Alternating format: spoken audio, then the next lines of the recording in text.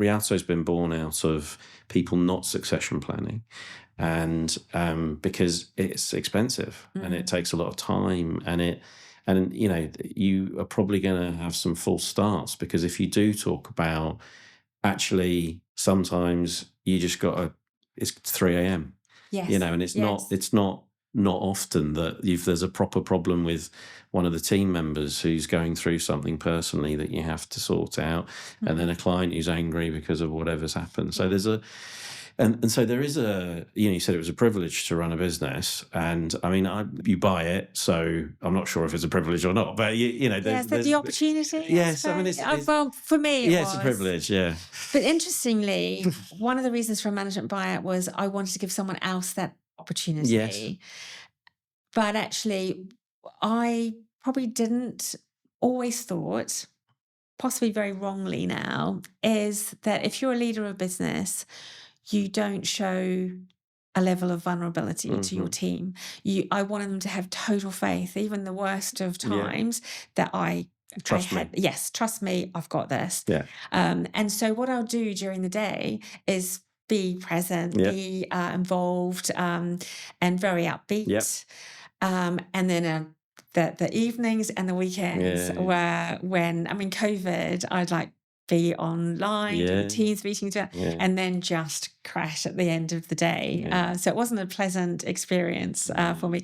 But that was a mistake. I should have been very open and said, in fact, Luke, you told me when I was doing this management buyout, you did say to me, you need to say exactly what it's like with a young family. And I thought, oh no, it's everyone knows.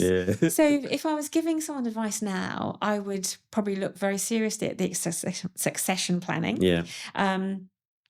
I would give them very clear guidelines as to what the day is like. I've never gone on holiday and not been on my emails every day.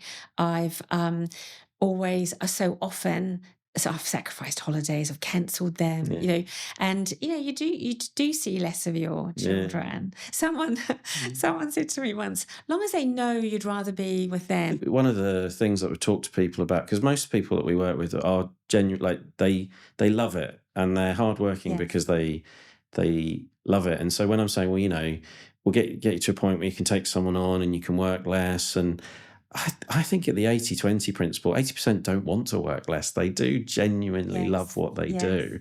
And that obviously has consequences elsewhere. Doesn't mean they don't love their families any less. But there's a passion for it that drives behaviour. And it's just whether or not in the future that passion is going to continue for enough people to run small businesses, Well, that's right, because there's a statistic on that, isn't there? That 4% of young people are interested in leading a business. They want to perhaps set up their own, but so it is. Do you think? I mean, we've talked in the past about we're very different people, and I'm quite sink or swim, and crack on, and you're an adult, get on with it, sort of thing. Yeah. And you're sort of positive and looking after everybody and creating a very welcoming and friendly environment. I mean, is the answer in the middle, or do you think that the positivity, and maybe in your in the recruitment industry, sales is hard, you're going to get knockbacks all the time, and so it has to be different. But now that we own Rowlands, there'll be a change in tone to a degree, I would guess. I mean, have you noticed that over the last 12 months? I've thought about it a lot, and well, firstly, I'd say that I feel, I'm being really honest, I feel like I've overprotected people. So I can use Maggie as an example, maybe. I would think, oh, is she doing too much? Is she overworking? But then I went on holiday for a month. I went to New Zealand for a month in January, and we'd agreed, just contact me if you need anything, just go with it. And she just flew. And I was thinking, maybe by being around, always being available, you limit what people feel they can do. So I do think there's a middle ground. I think there is a middle ground. Just to be sure. So But no, I probably would do it slightly differently. I would set it up that, look, this is the outcome I'm looking for. Go for it. Obviously you have the learning objectives first and you put them through that, but then let them do it the way that they think is the right way to do it. Gives them, I suppose it's empowering, isn't it? And then let them come to me, and also you keep an eye if you just stare someone.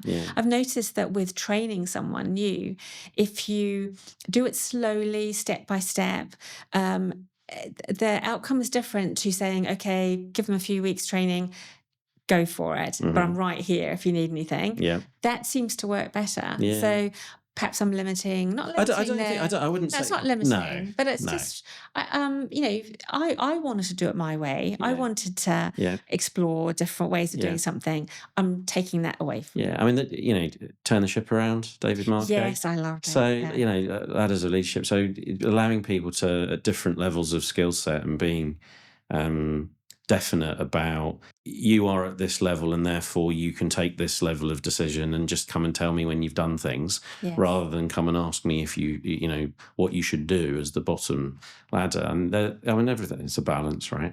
So it's trying to find that balance. And sink or swim is, ask for help. You're an adult, if you need help, ask for help and I'll give you help. If absolutely. You don't, sod off. Get on with it. That's right. We're all grown up, we've all got stuff to do.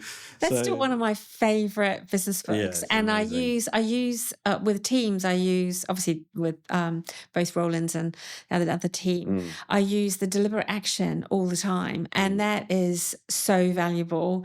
And just that final check, like with an email, final check, recipient address, what is attached.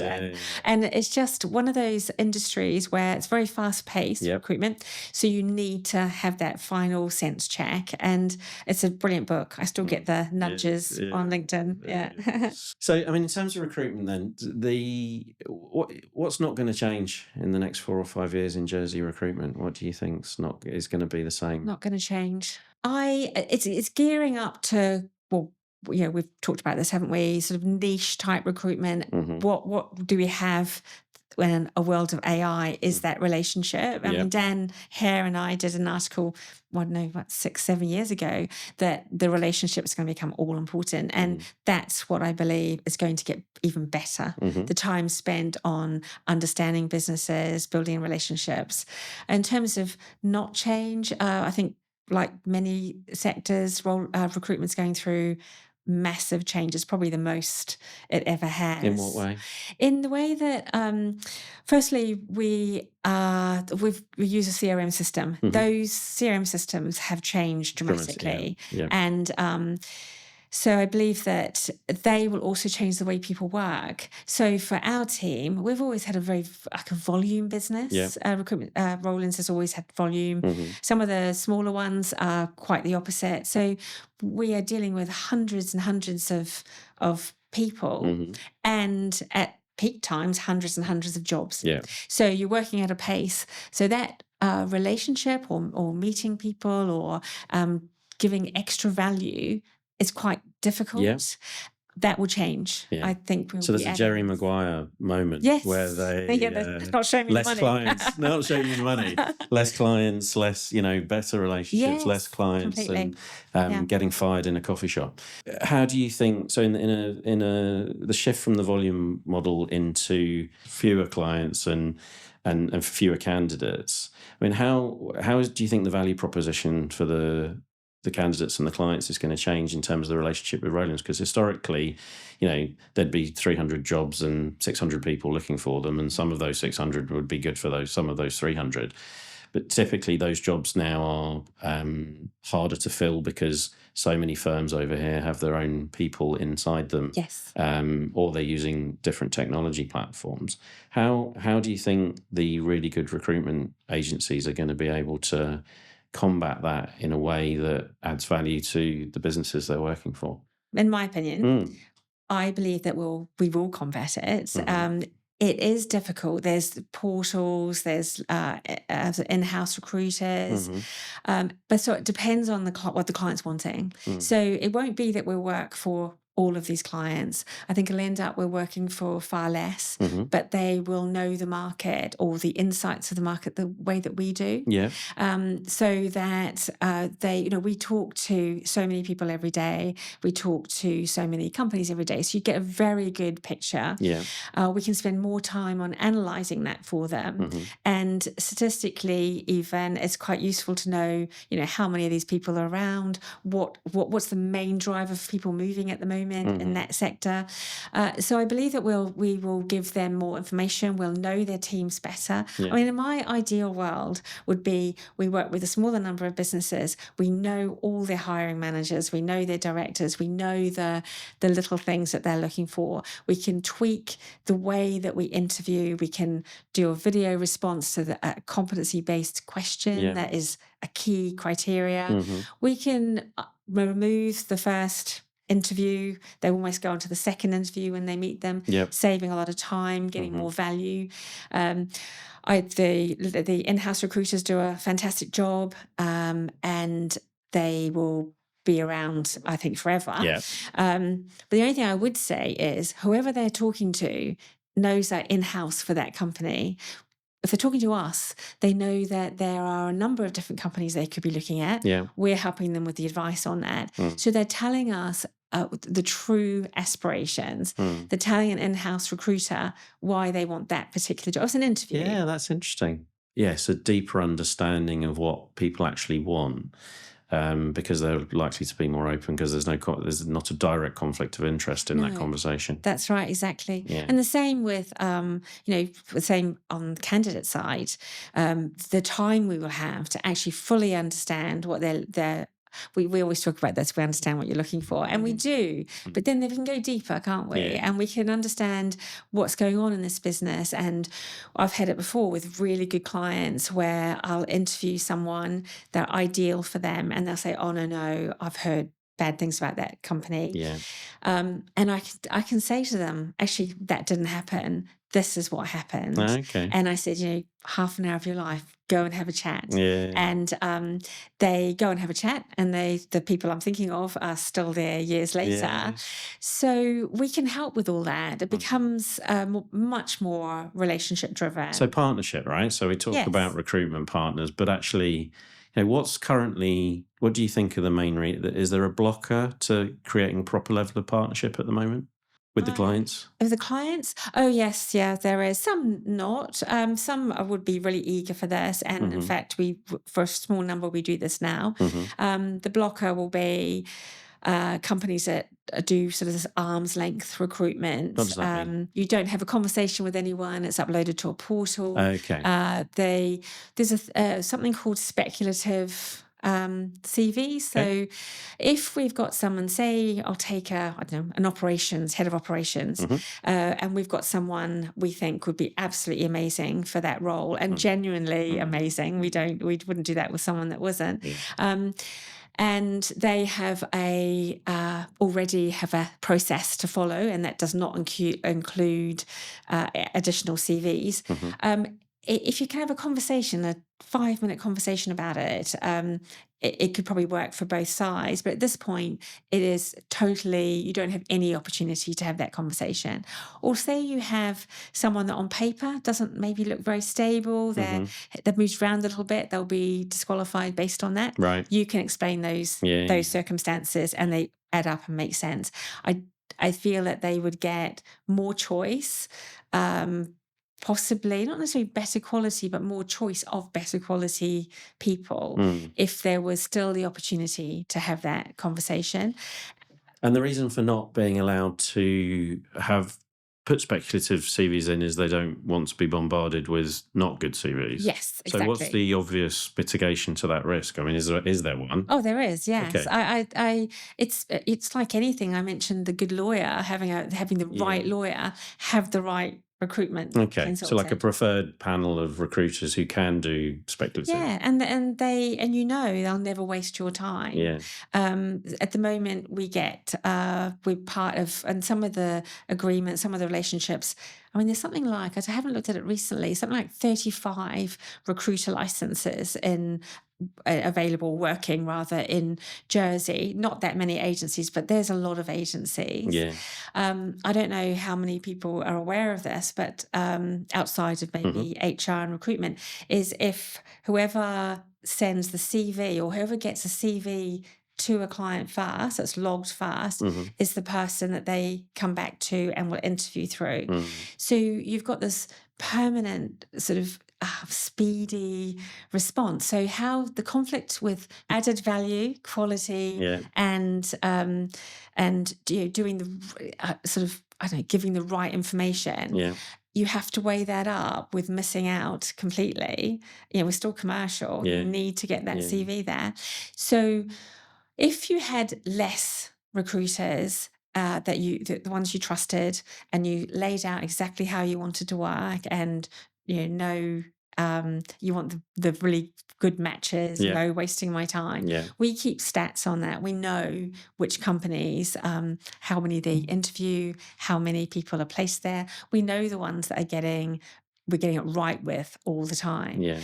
So if I was not in recruitment and I had a business, that's what I'd do. I'd set up these good relationships and then make sure they worked well for me. And do you think there's a disconnect between the boardroom and what HR want? Is there, and how could you help bridge that gap as an independent to it? Yeah, I think because of the volume that HR or resourcing are dealing with, I completely get why they've got portals and so on.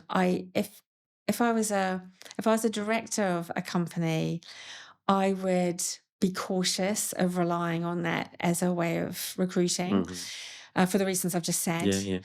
So I think there is a way, if there's but some companies do it, I think, quite differently. They're in the middle. They can track. They have an applicant tracking system, so their type of portal.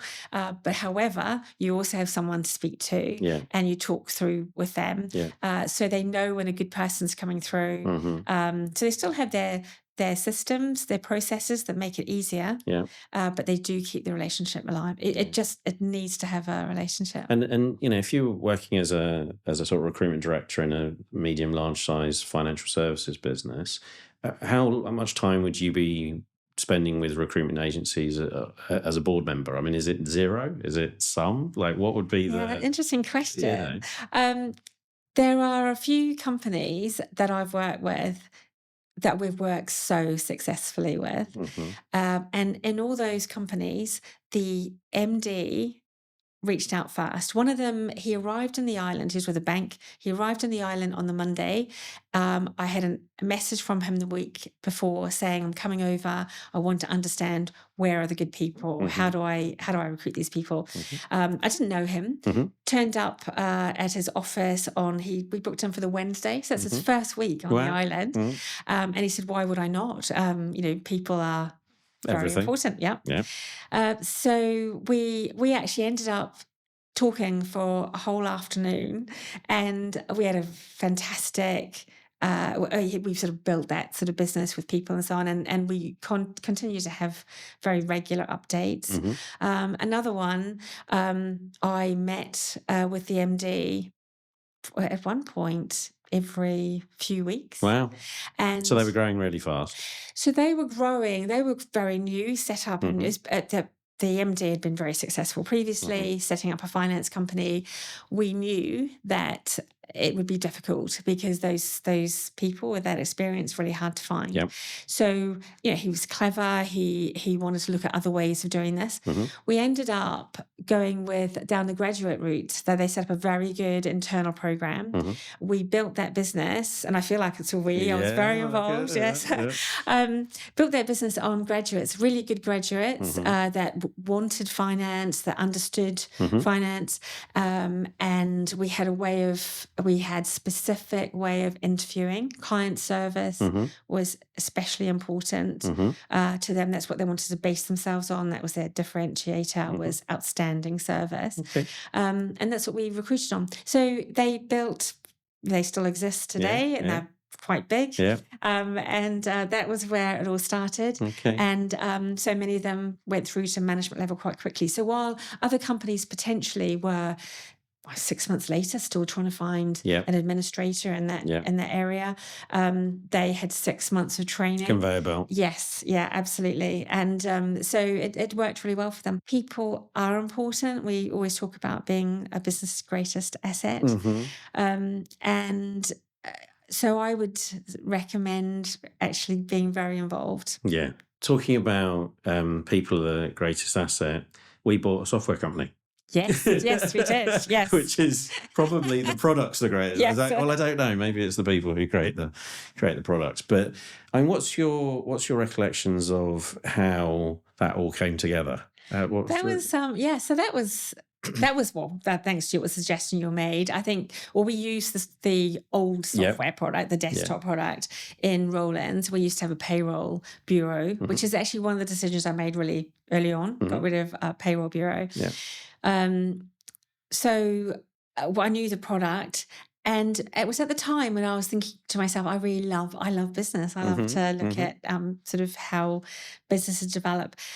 And you mentioned it to see if I was interested, and I was. And obviously, you also reached out to Adam and Ross.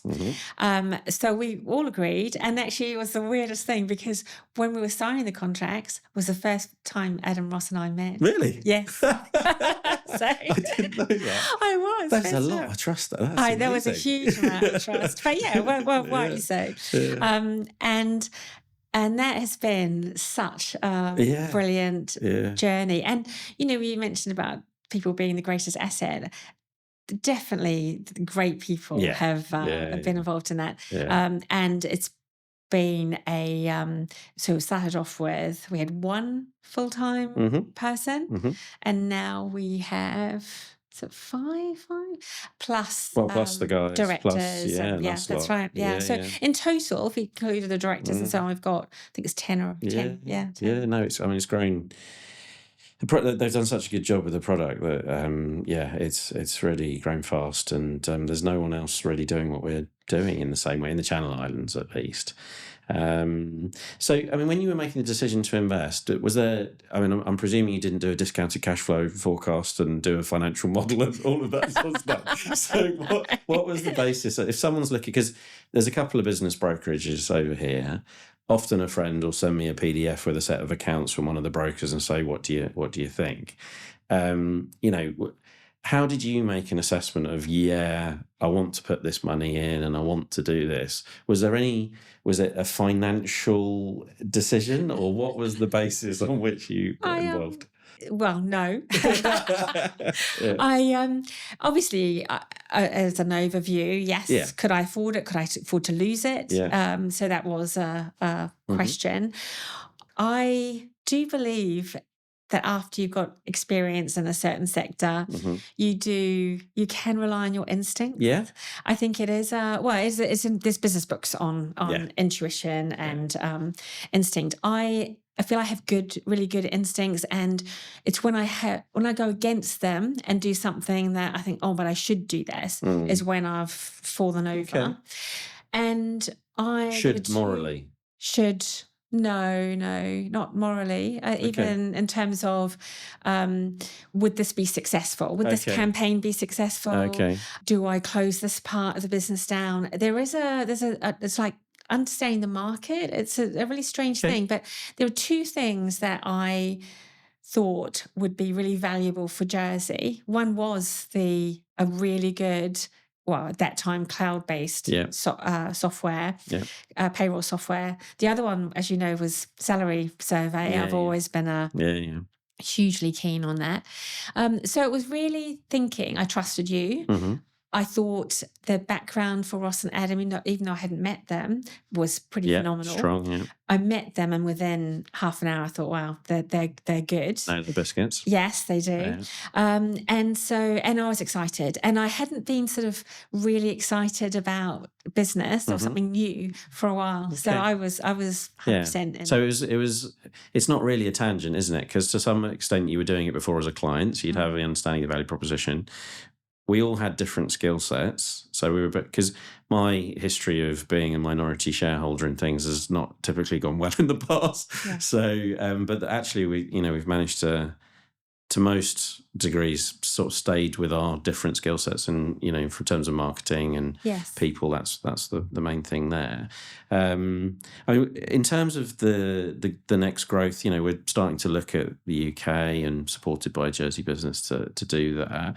I mean, what do you think is going to be the difference between success and failure of Ocerli in the UK? What's going to be the difference? Ocerli, the way it's been built is scalable, and we did some research into the UK, and I spoke to someone who was very involved in research in the UK, and they pointed out that even though you've got some very big providers, we are in the fortunate position of being brand new. So the system was just being built. It's scalable to other jurisdictions. So every time we redevelop a jurisdiction, it's not a bolt-on. It's not like some of the big providers in the UK. Things come out in government. The sort of CIS we were talking about. It's new things that come out or things that need to be added in. We have that developed in the platform. It's not like an extra bolt-on that they're trying to talk to each other. So there's this sort of speed, efficiency, some simple use of the product. And we are really, it's being developed now. We plan to roll it out later on this year. And the feedback we're getting on the product is pretty phenomenal. In fact, one of them that I can share was someone who works in HR, had implemented software products, payroll software products, and said, this is the first time I've seen a product that actually delivers what it said it's going to do. I mean, that's pretty phenomenal. So I think we've got good, we would have to invest, obviously. But it's great for Jersey. It's a Jersey-based SaaS product that is going to hopefully export across the world. In terms of the rebrand process, what went well? What are the lessons to learn from that? And how do you think? What's the next stage of rolling that out for people who are moving into the UK? What are the plans that have been developed, and why have we developed those plans? Again, surround yourself with really good people. So we are looking at, it's an investment. It's I suppose investment's always a risk, but we all feel very comfortable with that. And getting the right people, the right messaging. A lot of, if you're going to the UK, I think you need to understand the market, and we need the experts to help us do that. And the comfort comes from not all being rich. It comes from just knowing the level of profitability and the subscription income, and how much within cash flow forecasting out 2 or 3 years. We've got a real sense of what risk we can take and what risk we can't take. Completely. Obviously, you've worked in lots of different businesses over the years. You've worked in purely services-based business with Rowlands, and now you've got a SaaS product business. What's the common ingredient in growth, being successful, managing things well? Is there something that you think that there's like a sort of North Star that you always point to? How do you think about it in terms of, because they've both gone really well. So what is that? Why is that? And it's sort of people. It's like, all right, people. But what is the underlying driver that makes things work better? It can't be luck, because I don't, don't believe in that. But there's some of it. There's some of it. But is there anything that you can think of, or? I do still think it's people. Okay. Okay. But it's the way. So Ocerli, for example, is a team that if you believe, it's kind of that initial leader, the manager I had, he really believed in people, and that's probably the difference. I know it can sound a bit fluffy, but so Ocerli, for example, it's probably quite a good example. Everyone is aware of what's going on in the business. They all want the same thing. And I just see that in action every time something, let's say a point's raised or an idea comes up.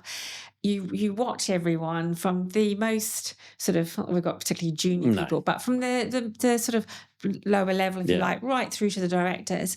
They are there looking for a solution or looking for an answer, and they're in it together. And I think perhaps the hierarchy is different. Okay. Rowlands is the same. We have not really had some sort of hierarchy. We've got a good, we have got a structure, but people are always available. So it could be that. I'd have to give it some more thought. One thing I I feel is important is humour in everything. We got through COVID with the team on that, but I do think it's being able to, every day there's some fun in that day, and that's also going to sound a little bit fluffy, I know, but people have said to me the worst of things happen and they'll come into the office and I'm saying, you don't need to be here, and they will say it's a distraction. I want to be there. But the thing is, I know I'll get a laugh today, and that's just what I need. So maybe there's something in that. Yeah, I mean, people, you've over the years you'll have worked with lots and lots of different people, and certainly as a leader of Rowlands, there's I don't know how many, you got up to 16 at one point, but within those 12 years there'd have been lots of different 16s or there'd lots of different 6s. So, my take on that I think there's a drive. And, you talked about, I don't think you used the word humility earlier, but, taking the responsibility, knowing that you don't know best, and always trying to lead by example, but also, very quickly fix problems. So be proactive in the way that you create the strategy, and then react fast when things are going well. And we've all got different ways of doing that. Everyone will always talk, yes, you need a good team. Okay. But there is always, in a small business environment, everybody's going to look to somebody, and you sort of talked about, even if things are difficult, I need to be a rock for everybody else. And even that, I think some people are just like, some days I go and it's like, how are you? Yeah, I'm 3 out of 10. It's all good. Yes. And I'll quantify it on a mathematical scale. I'm 7 today. Yes. Well, that's great, or whatever. And I guess that's the other thing is that, a lot of people that would want to work for you wouldn't want to work for me necessarily. So there's finding your tribe maybe more than just good people. There's a bond and a commonality of thought, and we've got always working hard, but there's work hard, play hard, or there's work hard then turn off. There's lots of different ways, so it's finding something. It might be that. That. It's a really good question, and probably needs some more. Someone's probably written a book and answered it, but we'll have to find. They have to find that book. Yeah, definitely. I mean, in terms of the podcast is called #GreatAtBusiness. What do you think is the difference between a great business and a good business? Is there a distinction that's clear between those two things for you? So I was part of the Jersey Good Business Charter, and I thought that would be absolutely amazing, because there is such a difference between good business and great business. Great business, it's the impact, the influence that you have as a business owner, that maybe that's the privilege, I think. Okay, because you can make a difference to an employee, you can make a difference to a charity, the decision sits with you. You have such an opportunity to influence. So I feel that's the great business. The good business is, this is the business, that's the bottom line. This is what we need to do. We need to make money. But a great business goes beyond that. Yes, it's Spider-Man's uncle with great power comes great responsibility. Yes, that's right, exactly. Good stuff. Okay. Yeah. Well, Jeralie, thank you very much for your time. I've had a great time. So I don't care if anybody watches it. Well, thanks for having me. So did I. Cheers. Thank you.